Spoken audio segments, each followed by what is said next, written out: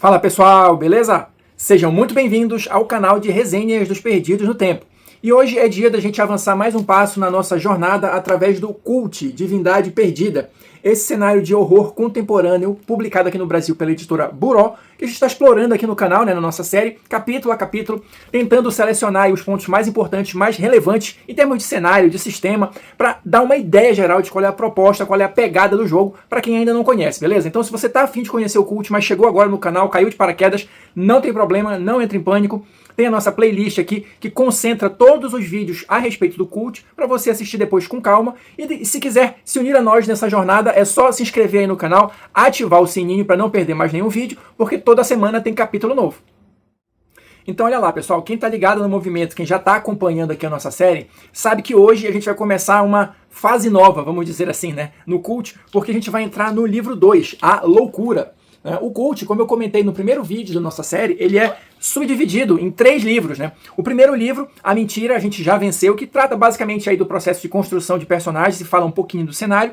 E a partir de hoje a gente vai entrar aqui no livro 2, A Loucura. Esse livro 2, ele é composto por 6 capítulos, tá? Então vamos ficar aqui um bom tempo percorrendo esse livro 2, mas basicamente, pelo que eu vi, são capítulos voltados ao narrador, à criação do cenário, à condução das histórias, esse tipo de coisa, beleza? Então olha só, hoje a gente vai começar a falar do capítulo 5, né? O mestre de jogo, tá aqui, ó. Deixa eu mostrar aqui a arte, que é sempre legal. Esse capítulo, ele é extenso, então quem já está acostumado aqui com a nossa estrutura da série, já deve saber, né? Eu vou fracionar o conteúdo desse capítulo em aproximadamente 3 vídeos, para a gente poder ver cada ponto importante com a devida atenção, beleza? Então, feitos os avisos iniciais, vamos começar a explorar o capítulo 5. Então olha só, pessoal, eu quero começar aqui com um texto de abertura mesmo do capítulo, porque ele dá um apanhado geral do que a gente vai ver nos próximos vídeos. Então eu vou ler o trechinho aqui para vocês, se liga aí. Este capítulo explica como a mestra do jogo julga a conversa no jogo, faz seus próprios movimentos e preserva o pacto de horror das histórias de Cult, Divindade Perdida. Durante cada sessão de jogo, a mestra descreve o cenário da história e, com exceção dos personagens dos jogadores, personifica todas as pessoas e criaturas que nela habitam. A mestra também é responsável por julgar o que seria razoável acontecer em todas as situações surgidas durante o jogo. Para ajudá-la nessas tarefas, ela tem agendas delineando como o jogo deve ser jogado, princípios fornecendo diretrizes sobre quais ações executar e movimentos para inspirar a criação de momentos memoráveis nas cenas. Então, basicamente aqui a gente tem uma ideia do que vamos abordar ao longo dos vídeos e também um apanhado geral das funções de quem vai exercer a função de mestre do jogo, beleza? Então olha só, no vídeo de hoje a gente vai basicamente abordar 2 pontos aqui. A questão dessa agenda que ela fala e os princípios de jogo, tá? A agenda, pra gente começar logo aqui a entrar no conteúdo, olha, seria basicamente o quê? A essência do jogo, vamos dizer assim, pelo menos da maneira como eu estou interpretando. Ou seja, aqueles elementos que não podem faltar para o jogo se caracterizar como sendo um jogo de cult. E aqui eu estou falando de elementos bem amplos, tá? O livro ele vai trazer aqui quais são os 3 pontos, ou as 3 regras, vamos chamar assim, que todo mundo que vai narrar uma aventura de cult tem sempre que prestar atenção, tem sempre que tentar inserir durante os jogos. Quais são esses pontos? Olha só, quais são essas regras? Rasgar a ilusão revelando a verdadeira realidade por trás dela. Ou seja, um dos pontos cruciais do Cult é justamente os personagens cada vez mais irem descobrindo que o que eles acham que é a realidade, na verdade é uma grande mentira, é uma ilusão. Então isso que vem a ser essa questão do rasgar a ilusão para revelar a verdadeira realidade, que claro, por se tratar de um jogo de horror aí, é uma realidade mais sombria. E é justamente esse choque, né, dessa revelação que vai gerar, na grande maioria das vezes, né, as situações de violência, de loucura, de horror, de bizarrice que vão aparecer durante o jogo, tá? Então isso é importante. E claro, também a partir disso, a partir dessas revelações, podem ser disparadas aí as questões de conflitos tanto internos dos personagens, com coisas que eles acreditavam que eles estão vendo que na verdade não correspondem à realidade, seja em termos de sonhos, de expectativas, né? Enfim, qualquer coisa que vocês possam imaginar aí. E também conflitos externos, né?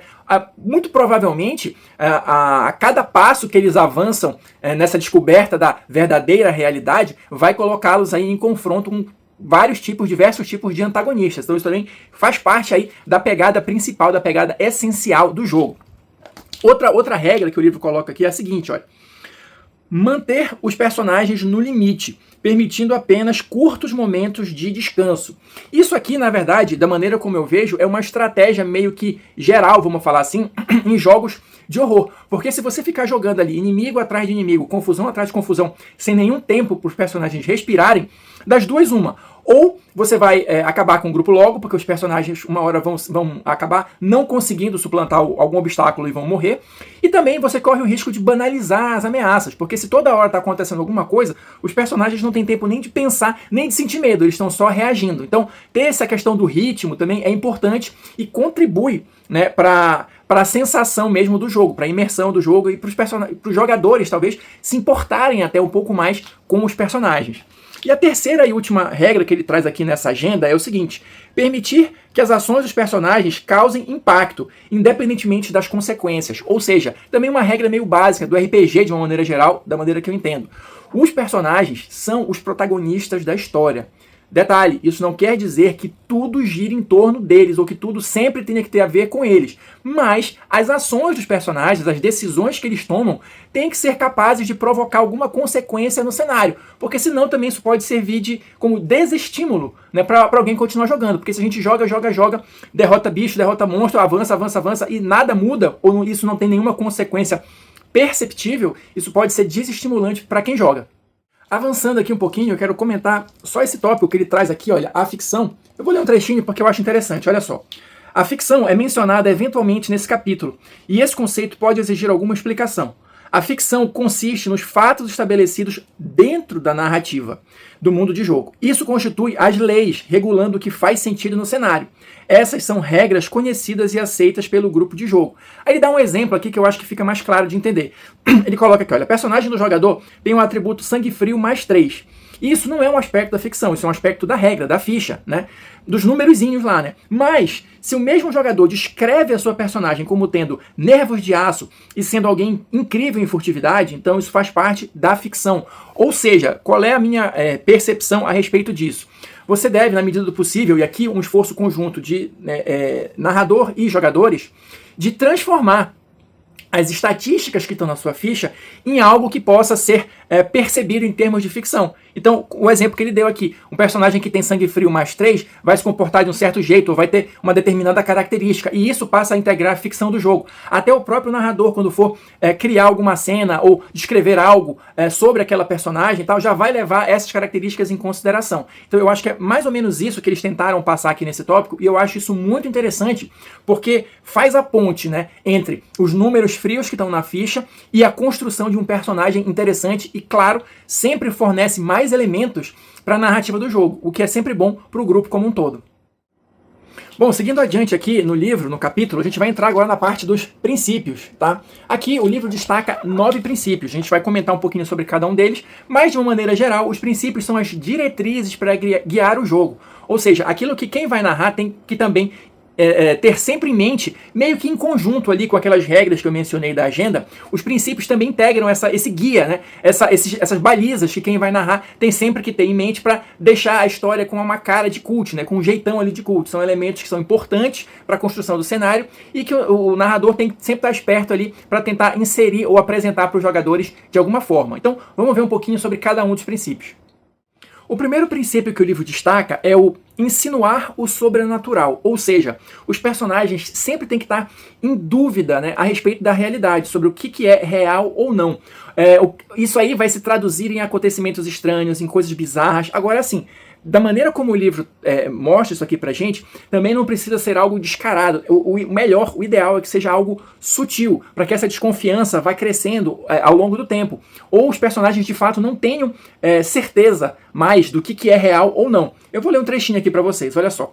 A verdadeira realidade existe na periferia da consciência dos personagens, pronta para irromper quando a ilusão rasgar-se. Ao sugerir um erro fundamental em pequenos detalhes da história, a mestra incita nos personagens a sensação de que seus conceitos de realidade estão desmoronando e algo terrível pode ser revelado a qualquer momento. É mais ou menos ali, só para ter uma referência, pelo menos da maneira como eu entendi, meio como uma falha da matriz. Entendeu? Alguma coisa que não devia estar ali, alguma coisa que não tem uma explicação. O livro até dá alguns exemplos aqui, né? Então, olha só.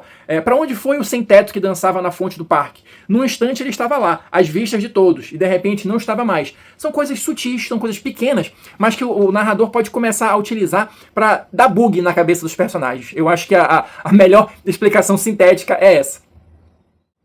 O segundo princípio que o livro vai trazer é: dirija-se aos personagens, não aos jogadores. Aqui é aquela velha história, né? Se você está interpretando um personagem, não é você o jogador que está lá, é o personagem. Então você fala como o personagem falaria.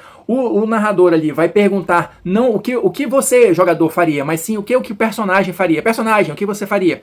Aqui, só um detalhe. Eu concordo com a ideia aqui do livro, que isso ajuda na imersão, que isso facilita e tal, mas não é todo mundo que gosta de jogar dessa maneira. Tem gente que simplesmente não gosta, tem gente que tem dificuldade de falar como o personagem e prefere descrever as ações que ele faz. Então, assim, particularmente, eu não tenho problema em relação a isso. Tá? Talvez, é como a pessoa se sentir mais à vontade para jogar. Eu acho que isso é o principal. Mas a recomendação do Cult para efeitos de imersão é que você haja e fale como o personagem. Aí fica a critério de cada grupo se vai seguir ou não. O terceiro princípio que o livro traz é: faça os seus movimentos, mas use a ficção para disfarçar o porquê. Isso aqui é relacionado também ao narrador. Em que sentido? Ele dá um exemplo aqui. É diferente se o personagem está tentando, o exemplo que o livro dá aqui. O personagem está tentando invadir um local, falha no teste. É diferente o narrador dizer: olha, você estava tentando entrar lá e tal, mas aí como você falhou no teste, você consegue chegar até um determinado ponto e você é capturado. Isso é uma forma. A ideia aqui é justamente você traduzir, vamos dizer assim, o resultado da jogada de dados em algo que faça sentido na narrativa da história, que você costure isso para de fato contar uma história e não só interpretar o resultado de uma jogada de dados. Então, ao invés de dizer: olha, você chegou até um determinado ponto e foi capturado, você pode descrever: olha, você entrou, você fez isso, fez aquilo, passou por tais lugares, mas de repente, num passo em falso, alguma coisa assim, você escorrega, você faz algum barulho, isso atrai a atenção dos guardas ali e tal, e quando você percebe, você está cercado. Entendeu? Eu estou dando um exemplo assim, simples, baseado no exemplo que o livro traz aqui, mas a ideia é essa: você interpretar, você traduzir o resultado da jogada de dados em uma narrativa, em uma cena, tá? E não simplesmente dizer: olha, você chegou na metade do caminho e foi capturado.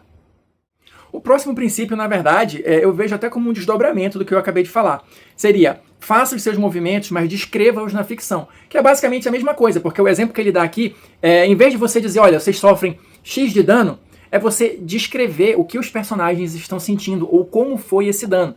E claro, se a gente está falando aqui de um jogo de horror, o livro te incita a fazer isso da forma mais bizarra ou grotesca ou cruel que você consiga imaginar, claro, lembrando sempre, respeitando os limites, né, que vocês combinaram. A gente vai conversar muito sobre isso em algum momento aqui mais pra frente, mas descrever de forma mais vívida possível, para que isso também ajuda na imersão do jogo. Em vez de dizer simplesmente que você levou X de dano, descreva como foi o dano. E talvez até a partir dessa descrição, o jogador possa incorporar alguma coisa na interpretação do personagem a partir disso. Se ele está com um membro avariado, alguma coisa assim e tal, isso tudo pode repercutir na narrativa, na história que vocês estão criando juntos. Avançando aqui para o quinto princípio que o livro traz, a gente vai ter aqui, olha: atribua motivações a todos os seus personagens do mestre, aos seus NPCs. O que ele diz aqui? Claro, aqui, interpretação minha, todos não, né? Assim, os personagens mais importantes. Porque isso vai ajudar a você criar antagonistas, né, opositores mais interessantes. O livro até coloca que não precisa ser nada extremamente rebuscado. Não, motivações simples, né? Impulsos, alguma coisa assim que vai ajudar a definir o personagem. Por exemplo, aquele antagonista, ele vai lutar até a morte? Ou ele, de repente, se acontecer alguma coisa, ele pode se render?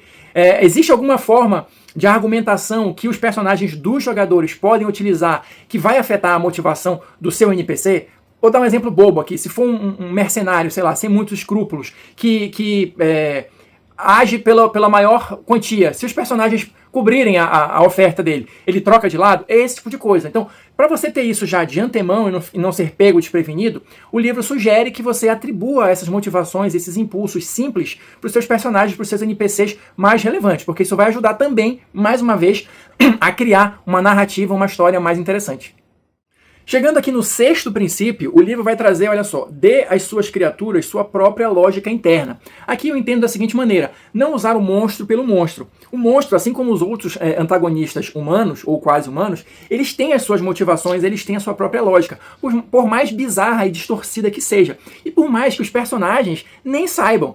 Mas se você, narrador, está preparado para isso, de repente pode ser algo a utilizar para incrementar a cena, ou aquele confronto, aquele embate, caso apareça, né, a oportunidade. Eu vou dar só um exemplo que o livro traz aqui de uma criatura que ele chama, olha só, Nefaritas. Cadê? Olha, os Nefaritas, procuram pessoas assoladas pela culpa, criando purgatórios pessoais para elas. Para os nefaritas, esses purgatórios não são maus, aqui entre aspas, não são uma coisa ruim, e sim um presente para as suas vítimas, permitindo-as experienciar o evangelho da dor. Ou seja, a criatura age com uma motivação própria, mesmo que os personagens não saibam. Então pense sempre nisso, tenha sempre isso em mente, porque isso também potencializa as oportunidades de jogo. No 7º princípio, o livro vai trazer aqui pra gente, olha só, faça perguntas e construa a partir das respostas. Aqui também é uma coisa básica para RPGs de uma maneira em geral. O mestre, o bom narrador, narradora, ele aproveita as informações que os personagens trazem para construir alguma coisa em cima disso. Aqui no Cult, o livro ele te instiga a sempre fazer perguntas para os jogadores, justamente para que eles deem informações que o mestre possa utilizar. Então ele dá até aqui algumas possibilidades, né? Como o mestre pode construir em cima de alguma coisa que o jogador trouxe. Então, exemplos aqui. A coisa que o jogador descreveu pode não ser exatamente o que parece. A mestra pode adicionar detalhes, fazendo com que o personagem duvide da sua realidade. A mestra pode incorporar posteriormente a resposta para aquela pergunta, para aquela dúvida, né, na história, criar um plot para isso, alguma coisa nesse sentido. E outra possibilidade aqui, a mestra usa as informações para desenvolver suas próprias ameaças, incorporando a resposta em sua própria visão do mundo. Ou seja, de repente uma informação que o jogador simplesmente, né, lançou ali à toa, entre aspas, pode ser uma fagulha de inspiração para a narradora criar algumas coisas, né, muito interessantes derivadas a partir das respostas. Seguindo adiante aqui para o nosso 8º princípio seja fã dos personagens dos jogadores. A gente até já comentou mais ou menos um pouquinho sobre isso no início. Os personagens, eles são importantes naquele mundo, naquele cenário, e sempre que possível é importante para o narrador validar os conceitos que os personagens criam, né? Seja através de você utilizar as respostas que eles dão, né, conforme a gente comentou no princípio anterior, né, e também fazer com que eles se sintam importantes naquele mundo em alguma medida, dentro da escala deles, né? Claro, se eles são personagens ali meio urbanos e tal, não sei o que, eles não vão dominar uma cidade, mas ali naquela realidade ali que cerca eles de forma mais imediata, eles podem ser importantes, e eles podem ir avançando em relação a isso de acordo com o desenrolar da história. E só pra gente fechar, porque está relacionado aqui, né, o 9º e último princípio que o livro traz pense além da cena de vez em quando. Ou seja, muito embora os personagens sejam, né, as estrelas ali da história e os acontecimentos principais, né, girem ali meio que em torno deles, nem tudo vai ser assim. Então podem existir outras coisas acontecendo ali no mundo que os personagens não estejam sabendo imediatamente, mas você, enquanto narrador, já está arquitetando ali, pode deixar algumas pistas para ver se eles percebem ou não, e isso pode ser ir sendo construído com o desenrolar da história, com o desenrolar da campanha ou das tramas. Ou seja, isso tudo contribui para aquela sensação de que o mundo está vivo, que o mundo existe também, além dos personagens, muito embora eles sejam partes importantes daquele mundo. Bom, vencidos os princípios, e só para a gente fechar o conteúdo desse primeiro vídeo sobre o capítulo 5, o próximo tópico que o livro vai abordar aqui é a questão das cenas, tá? Mas aqui é algo mais simples, mais direto, porque ele vai descrever, para quem não tem ainda familiaridade com RPG, o que é uma cena, quanto tempo você deve ficar em cada cena, qual é a hora de você seguir adiante, você encerrar uma cena, né? A questão da passagem do tempo, ela vai ser imediata, ali, vocês vão jogar minuto a minuto, vocês podem avançar ali algumas horas, algumas semanas, até meses, enfim. Então, são essas questões que vão ser abordadas aqui de forma bem simples, bem didática, nesse tópico aqui a respeito das cenas. E por enquanto é só, pessoal, fechamos aqui mais um vídeo sobre Cult e Divindade Perdida. Na sequência a gente vai continuar falando aqui sobre o capítulo 5, né, o capítulo do mestre, tem muita coisa ainda pra gente explorar. Então quem quiser continuar com a gente já se inscreve aí no canal, ativa o sininho, e quem assistiu o vídeo até agora, muito obrigado. Deixa aí o seu like, seu comentário pra gente continuar trocando ideias, e a gente se vê na próxima resenha.